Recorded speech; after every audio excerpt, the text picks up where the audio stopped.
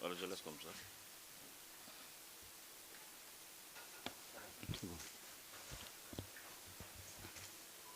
Je vous remercie, Monsieur le Directeur Général. Je remercie aussi nos collègues ici présents, je veux dire le représentant du haut commandant de la gendarmerie et directeur de la justice militaire, Madame la représentante de la direction générale de l'administration pénitentiaire, chers commissaires, chers chefs de service, chers journalistes, chers invités. À la suite de mon collègue, le commissaire divisionnaire de classe exceptionnelle Alassane Niane, directeur de l'OCRITIS, je voudrais compléter donc le rapport d'activité de la police qui vient juste d'évoquer sur 2 points. Sur le point relatif au soutien à la police judiciaire et le deuxième point, c'est relativement à la coopération internationale. S'agissant du premier point, il faut dire que juste dans le cadre des investigations, les unités d'enquête s'appuient souvent sur la division de la police technique et scientifique. Et sur ce fait, donc, il faut dire que cette dernière joue un rôle important en fournissant des analyses techniques et scientifiques cruciales pour l'élucidation des affaires.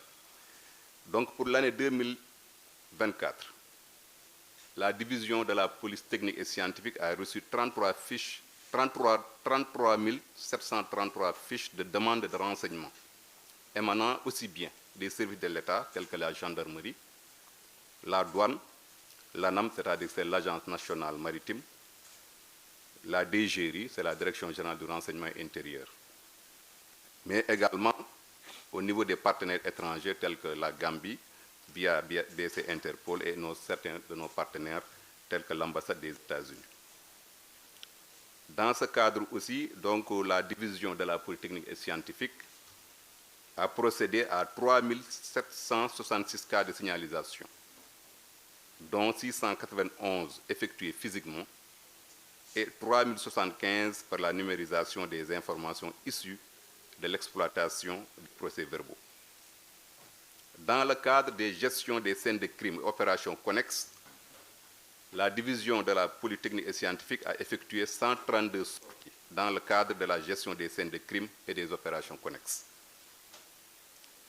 Pour arriver sur le second point, sur la coopération internationale, il faut dire que c'est un cadre d'échange d'informations de la police du monde, juste donc pour préciser que le chef même de ce bureau central national, c'est le directeur général de la police nationale, donc le secrétariat est assuré par la direction de la police judiciaire.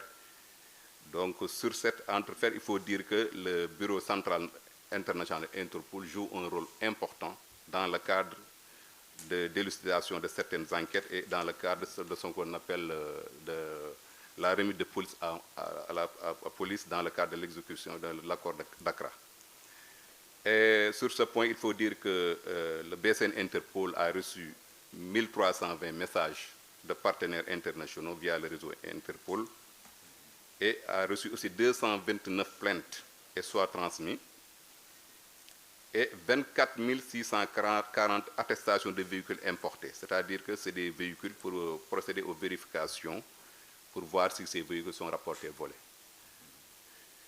Donc cela témoigne de la satisfaisante exécution de l'accord d'Accra ayant institué entre les parties contractantes un accord de coopération en matière criminelle et qui a pour objet d'instaurer au sein de l'espace communautaire une coopération policière entre les États membres et d'instituer dans ce cadre un mécanisme dynamique de fonctionnement des structures créées à cet effet pour la facilitation de la coopération. C'est ce que je voulais apporter comme précision dans le cadre du rapport d'activité. Je vous remercie, mon général. Merci. Merci beaucoup, monsieur le directeur de la police judiciaire, pour ces importantes précisions. Directeur de la police aux frontières, vous avez des informations complémentaires?